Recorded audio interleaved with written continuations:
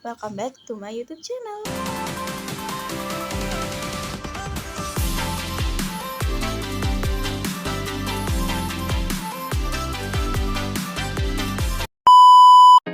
Nah, oke.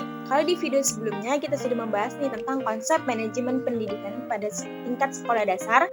Nah, di video kali ini kita akan membahas nih tentang konsep manajemen pendidikan sekolah menengah.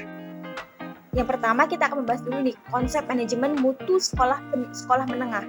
Mutu dalam konteks pendidikan menurut Kementerian Pendidikan Nasional sebagaimana dikutip oleh Mulia Sah pada tahun 2002, yaitu mencakup input, proses, dan outputnya pendidikan. Nah, manajemen mutu sekolah menengah adalah upaya yang dilakukan dalam memperbaiki kualitas sebuah lembaga pendidikan tingkat menengah seperti SMP, SMA, SMK, ataupun MA, guna tercapainya tujuan pendidikan. Nah, pembahasan yang kedua itu adalah sasaran mutu pendidikan.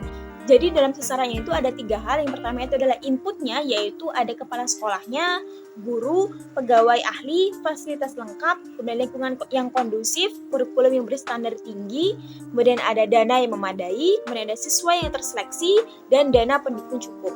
Kemudian dalam sasaran yang pada prosesnya ini adalah KBM atau kegiatan belajar mengajar, metode dan pengujian efektif. Kemudian selanjutnya itu adalah organisasi atau manajemen administrasi itu baik.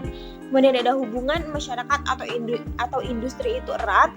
Kemudian ada kegiatan ekstrakurikuler yang aktif dan semarak. Kemudian yang terakhir adalah pengendalian mutu yang efektif.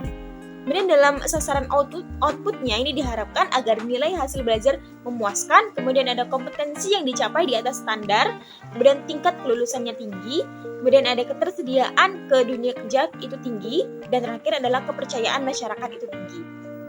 Nah, pembahasan yang ketiga itu adalah karakteristik menjadikan sekolah yang bermutu. Yang pertama itu adalah hal-hal yang diperlukan untuk mengelola sekolah. Yang pertama kita harus memahami fungsi sekolah ini serta maksud dan tujuan pendidikan atau cita-cita bangsa. Kemudian yang kedua itu adalah memahami kebijakan pemerintah dalam bidang pendidikan dan undang-undang Sisdiknas. Kemudian memahami standar pendidikan yang ditetapkan. Kemudian yang keempat itu adalah memahami prinsip manajemen dan administrasi. Kemudian ada memahami kurikulum dan pengembangannya. Dan selanjutnya itu adalah memahami nih tuntutan kebutuhan peserta didik atau life skill-nya dan tuntutan masyarakat. Kemudian yang terakhir itu adalah memiliki visi dan misi yang jelas dan terarah. Kemudian yang kedua itu adalah sasaran hasil mutu pendidikan yang dimana ini menurut Undang-Undang Nomor 20 Tahun 2003 tentang Sistem Pendidikan. Yang pertama itu adalah berakhlak mulia, yaitu beriman dan bertakwa kepada Tuhan Yang Maha Esa. Kemudian cerdas, kreatif, dan inovatif. Kemudian ada cakap berkomunikasi atau bersosialisasi. Kemudian menguasai ilmu pengetahuan, terampil dalam bekerja, dan bertanggung jawab sebagai warga bangsa. Kemudian karakteristik yang ketiga ini adalah dimensi mutu sekolahnya atau Martinez. Di dalam dimensi mutu sekolah ini diharapkan untuk melaksanakan kegiatan ini sesuai fungsinya, yaitu tepat sebagai lembaga pendidikan. Kemudian memiliki keunggulan tersendiri. Kemudian ada terpercaya sebagai sekolah yang baik, kondisinya nyaman dan menyenangkan. Kemudian penampilan fisik maupun kegiatan ini menarik. Kemudian ada mengesankan dan favorit. Kemudian yang karakteristik yang keempat itu adalah fokus manajemen sekolah menengah. Fokusnya itu adalah pada pembaharuan SMA yang berkelanjutan dalam meningkatkan mutu pendidikan, implementasi sistem manajemen dengan mempertimbangkan peran SMA, kemudian ada implementasi sistem manajemen SMA dalam kerangka konsep balance scorecard. Kemudian yang selanjutnya itu adalah implementasi sistem manajemen SMA dalam kerangka itu good governance. Kemudian ada implementasi sistem manajemen SMA yang adaptif dengan perkembangan ICT. Nah, ada 8 standar pendidikan sebagai acuan pengelolaan sekolah, yaitu standar isi, standar proses, standar kompetensi lulusan, standar pendidik dan tenaga kependidikan, kemudian dari standar sarana dan prasarana, standar pengelolaan, standar pembiayaan, dan standar penilaian sekolah atau penilaian pendidikannya.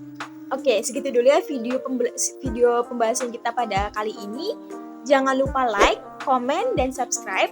Dan jangan lupa juga nonton video-video aku sebelumnya dan nantikan juga video-video aku selanjutnya.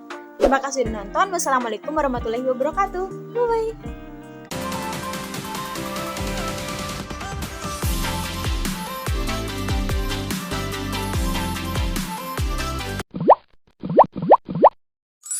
Bye-bye.